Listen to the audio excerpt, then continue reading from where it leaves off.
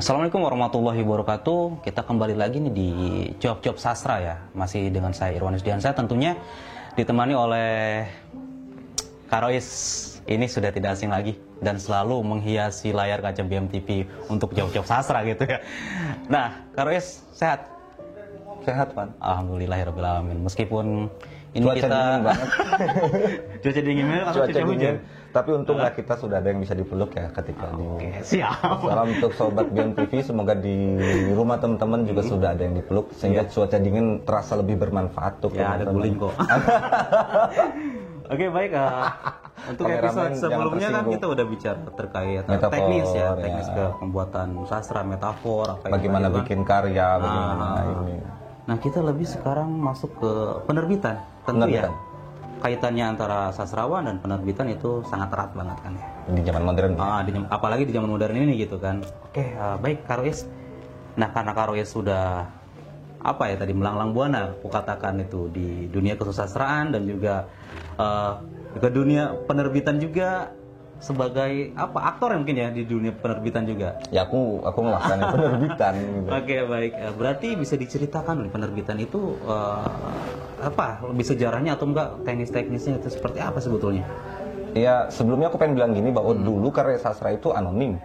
Anonim dalam arti tidak ada pencipta, nama penciptanya. Oh, itu bergulir aja masyarakat. Bergulir saja itu kenapa kita mendapati pantun, mendapati legenda Gunung Pinang, legenda Tangkuban Perahu, legenda Malin Kundang dan sebagainya itu sebagai yang tak bernama penciptanya. Itu sudah menjadi milik masyarakat dan orang-orang terdahulu juga tidak merasa perlu untuk menamai karyanya di Indonesia.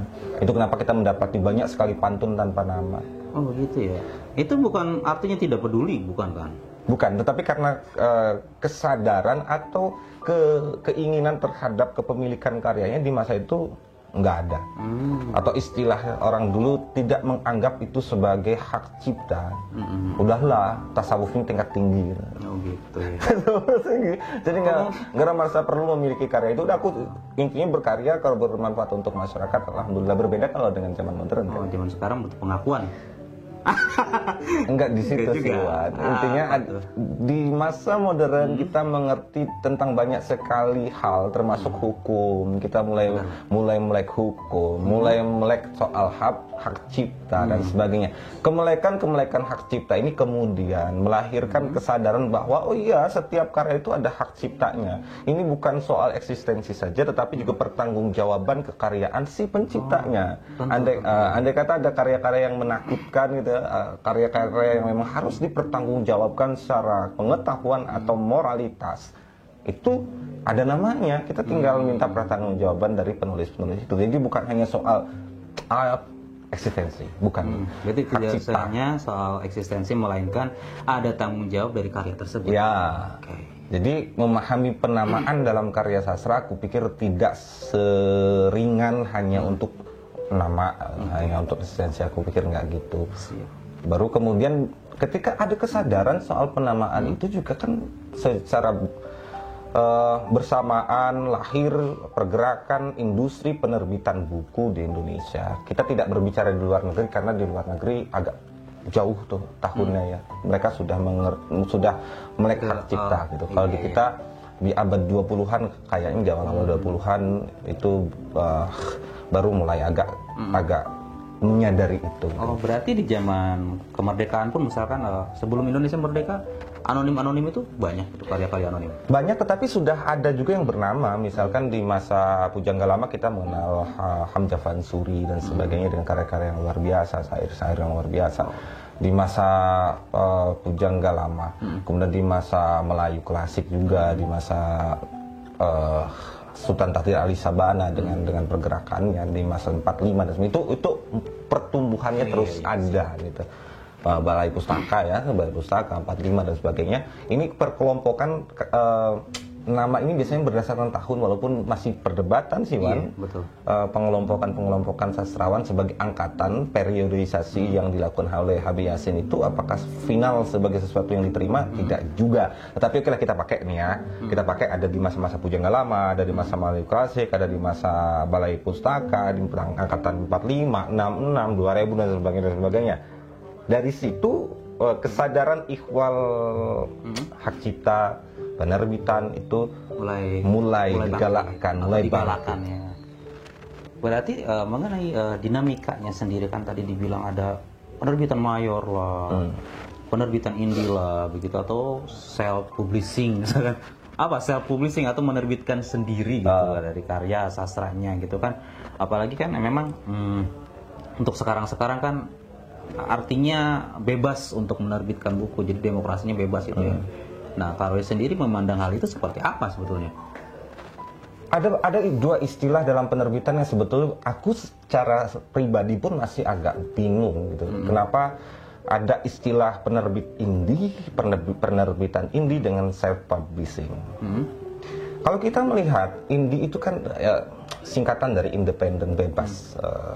Kalau di dunia musik dia dimulai dari tidak terlibatnya dalam label-label mayor, tidak masuk dalam industri besar permusikan, tetapi mereka memutuskan untuk bersikap independen, menawarkan musiknya sendiri dengan caranya sendiri, memproduksi sendiri, menjual sendiri, bikin konser kecil-kecilan sendiri.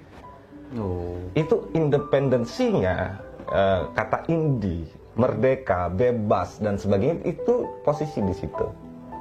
Oke. Kalau mayor, ini kan indie mayor kemudian juga diadaptasi dalam istilah penerbitan buku kan? Iya. Nah, kalau mayor itu berarti berkaitan dengan bisnis besar, penerbitan buku, pemasaran yang besar, tentu juga unsur kapital yang sangat besar gitu. Karena kita bicara pasar. Pasar, dan ketika ada unsur kapital yang sangat besar, ini mau tidak mau karya sastra atau non sastra yang masuk dalam industri yang besar itu mau tidak mau harus takluk tunduk pada aturan-aturan pasar. Oh, ya kan? Berarti di situ apa namanya itu pengkerangkengan terhadap karya sastra? Suka tidak suka, karena ketika masuk dalam industri perbukuan yang besar atau di musik masuk dalam industri musik yang besar, perspektif yang digunakan penulis adalah karya. Perspektif yang digunakan oleh mayor label itu bisnis, pasar. So, aku pikir ini sesuatu yang normal bagi aku. Mau digugat mau apa juga ya normal, karena jika aku berbisnis dan aku mengambil beberapa karya, aku harus mikirin bahwa karya ini laku. Karena memang ada kebutuhan antara si pemilik karya, penerbit ya, dan si juga si pemilik karya ya, gitu. Harus saling menguntungkan. Harus saling menguntungkan. Oh, iya. Makanya banyak karya yang nggak bisa masuk ke mayor bukan disebabkan karyanya jelek, tetapi dalam perspektif pasar dia tidak punya pangsa pasar yang cukup. Itu kenapa puisi rata-rata nggak masuk mayor. Karena ya itu siapa juga mau beli buku. Nggak ada pasar ya? Nggak ada pasar. Ya, pasarnya sempit, bukan tidak ada ya. Itu mayor. Nah, balik lagi ke self publishing dengan indie publishing. Apa sebetulnya perbedaan mendasar antara dua hal itu kan? Kalau pada dasarnya indie publishing adalah yang menerbitkan secara mandiri, dibuat mandiri dan dipasarkan secara mandiri. Katakan kalau di musik dia bikin konser-konser kecil di berbagai kafe ya. Buku-buku penerbitan indie pun kan dibicarakan di kafe-kafe, diobrolkan antar teman, dipromosikan secara sesuai dengan kapasitas dan kemampuan jangkauan dia. Dan apa sebetulnya perbedaan dengan self publishing? Hampir sama. Mungkin ya kalau self publishing tidak punya tim atau bagaimana itu ya? Nah, kalau bicara tim dan sebagainya, itu bicara soal bagaimana kita meng-create manajemen kita, meng-create orang-orang di sekitar kita menjadi pendorong, menjadi sumber energi dari apa yang kita ciptakan secara bebas, secara independen itu. Ya kan, orang bikin konser nggak mungkin sendirian juga. Pasti kan ajak temennya, ada yang rekanan dan sebagainya. Nah, di sini saya ingin memberi catatan, ternyata dalam penerbitan indie dan self publishing di masa kini, terlepas dari tadi yang saya katakan adalah penerbit indie, dikatakan penerbitan indie adalah perilakunya sama seperti penerbit mayor. Karya kita antarkan ke penerbit-penerbit indie itu untuk kemudian diseleksi cocok atau tidak, kemudian baru diterbitkan. Nah intinya kan hanya saja penerbit yang di dalam label indie ini tidak memiliki jangkauan yang luas, tidak punya jangkauan buku yang luas. Rak-rak buku se-Indonesia mereka tidak punya, tetapi mereka punya tim untuk menerbitkan buku dan memasarkan buku yang mereka terima dengan jumlah cetak katakan 1.000-2.000. Oh, memang kapasitasnya artinya sistemnya aja kali ya. Kalau mayor itu sistem kan sistemnya udah tersistem gitu, artinya bisa ke pelosok lah kemana-mana. Aku malah ragu kalau itu dari sistemnya, karena pada dasarnya sistemnya sama seperti mayor. Buktinya karya masuk diseleksi, kemudian si penerbit indie itu, saya pun kan membuat beberapa konsep penerbitan indie yang saya harus berpikir ini laku apa enggak. Balik lagi gitu. Bahkan banyak penerbit indie yang membuat MOU dengan penulis-penulisnya itu tipenya adalah Anda siap menjual sekian maka kami akan terbitkan. Kalau Anda tidak siap, kami tidak siap, karena kami dalam perhitungan bisnis kami Anda tidak masuk. Oh begitu. Nah itu kan Anda tidak merdeka juga. Iya, kemerdekaan. Indinya yang mana? Pada akhirnya. Maka aku pikir yang indie publishing itu jatuhnya ke self publishing. Tetapi sistem yang sekarang diyakini oleh masyarakat, oleh pegiat-pegiat penerbitan itu bahwa mayor penerbit mayor adalah yang punya rak-rak buku secara Indonesia, punya bisnis perbukuan yang menghegemoni. Sementara penerbit indie adalah yang kapasitas kecil. Self publishing adalah yang menerbitkan dengan biaya sendiri. Semuanya serba sendiri, jual sendiri dan sebagainya. Oke, baik, berarti tadi yang dijelaskan oleh Kak Rois itu apakah perlu diluruskan atau bagaimana? Aku sih selalu tidak merasa perlu punya tanggung jawab untuk meluruskan apapun, Wan. Apa yang aku sampaikan itu untuk wacana berpikir bersama. Sebetulnya apa yang disebut mayor, apa yang disebut indie, apa dasar indie itu apa, saya publishing itu apa. Karena tabiat penerbitan indie sekarang malah jatuhnya adalah tetap pemodal, pemilik karya, pasar. Iya kan? Sama saja dengan mayor, hanya soal kapasitas. Nah itu tidak bisa disebut sebagai esensi dari keindian. Karena esensi indie itu independen, kemerdekaan. Maka self publishing aku pikir adalah pejalan dari indie publishing sebetulnya. Berarti bisa dikatakan memang self publishing itu yang indie sesungguhnya? Ya bisa jadi gitu. Ya? Tapi aku pikir aku tidak merasa perlu meluruskan siapapun. Ini wacana yang tetap bisa didiskusikan, bisa diterima, bisa dibantah dan macam-macam lah. Itu terserah para terserah sobat komentator. Saya selalu suka dengan komentator itu keren banget ya. Komentator memang keren. Yap. Kak Rois, saya berangkat ke mayor ya. Apakah untuk saat ini penerbitan mayor itu masih seksi di kalangan sastrawan gitu tentunya? Sebetulnya aku gini, kalau dalam perspektif branding, oke, penerbitan mayor itu masih tetap seksi sebagai brand, karena orang masih berpikir penerbitan mayor itu keren karena tersebar di seluruh toko buku di Indonesia sebagai branding. Tetapi sebagai suatu esensi pergerakan penyebaran buku, aku pikir bagiku ya, enggak. Kenapa? Karena kan dalam penerbit mayor kita hanya penulis hanya dapat 10%. Dari harga jual loh kan, 40.000 dapat 4.000 misal. Ya kalau terjual 100.000 lumayan. Tapi kalau cuma terjual 1.000-2.000 iya. Gitulah. Sementara kalau aku secara pribadi malah seringnya jalurnya bukan di mayor, meski ada yang di mayor ya, tapi basically aku selalu nyoba untuk di jalur indie, bikin sendiri, duit sendiri, bikin tim sendiri, bikin event sendiri, dan ingat sekarang itu ada tim reseller di seluruh Indonesia dan aku memiliki linknya dan aku pikir juga kenapa tidak aku pakai tim reseller daripada mikirin bagaimana beban yang harus ditanggung dengan penerbitan mayor yang hanya dapat 10%. Tetapi memang persoalannya ketika aku berpikir untuk menerbitkan secara indie, pertanyaannya modalnya dari mana? Nah itu ya, itu perlu dipikirkan ternyata. Perlu dipikirkan.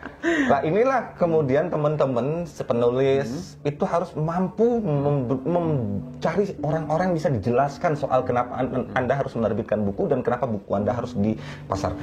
Berarti Cari donatur. Kita promosi dulu, promosi terhadap investor. Investor apa donatur ya lebih? Maksudnya donatur mungkin, investor terlalu besar ya. Investor nggak masalah, masalahnya apa? Loh, gini, indie itu kan bagiku bukan soal ketidakterikatan dengan siapapun. Tetapi bagaimana menjelaskan ke orang lain, membuat orang lain yakin tentang apa yang tidak kita lakukan. Posisi kita masih merdeka, Wan. Iya, ya kan? Itu merdeka. Anda punya buku, Anda menjelaskan ke beberapa orang yang punya duit, lalu mereka mau ngeluarin duitnya untuk ngobrolin gitu ya, nerbitin buku teman-teman. Terjajah enggak? Enggak. Dan nanti kan ada MOU, persen kan itu biasa normal. Memang ya mau di mayor mau di indie juga kalau yang namanya MOU antara 1-2 pihak ya normal. Normal ya begitu ya. Jangan kemudian itu namanya nggak independen. Ya kalau nggak punya duit nggak mau kerja sama tapi menerbitin buku ya nggak logis juga.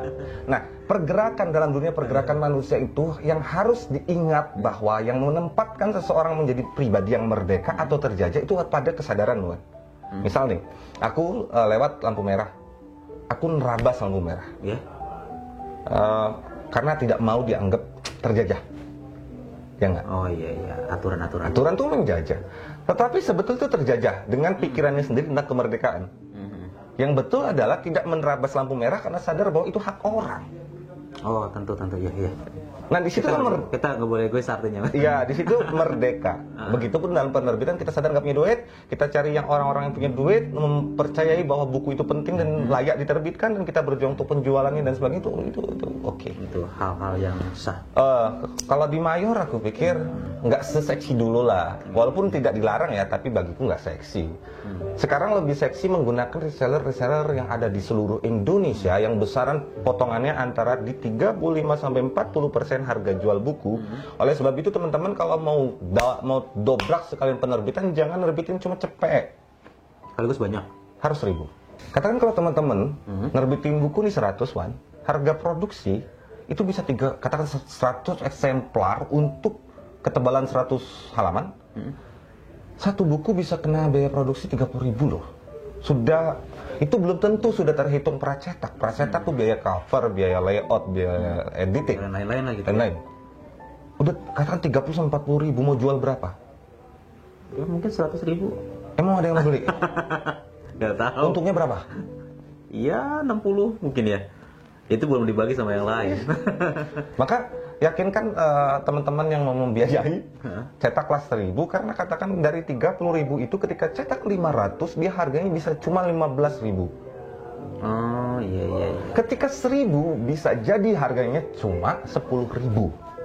Oke? Murah, lebih banyak lebih murah. Ya, ketika harga produksi buku hanya 10.000, teman-teman logis dijatuhkan harganya jadi 40.000. Reseller 40%, dari 40.000 kita masih bisa ngitung. Jadi sebetulnya kemampuan kita menjalankan pergerakan penerbitan indie atas karya kita sendiri itu ada pada kemampuan kita memanagenya. Maka kalau indie itu disebut sebagai sebuah pergerakan, pahami dulu bagaimana manajemen pergerakan. Kalau kita berbicara soal pergerakan independensi seorang manusia, dia juga harus paham apa itu independensi. Jangan kemudian gelap mata, tuli telinga, berlagak sok Indian, tapi tidak bisa membaca apa itu mekanisme manajemen pergerakan indie, ideologi independensi dalam pergerakan itu, dan bagaimana memanage secara politik, kebudayaan, politik, perdagangan dan sebagainya. Maka penulis hari ini itu memang harus memahaminya secara sungguh-sungguh. Harus cerdas ya artinya. Harus cerdas. Oke, baik Kak Rois, tadi kan kita bicara ada mayor, ada indie, dan ada self publishing nih. Kak Rois sendiri dari ketiga pilihan itu kira-kira mau pilih yang mana gitu?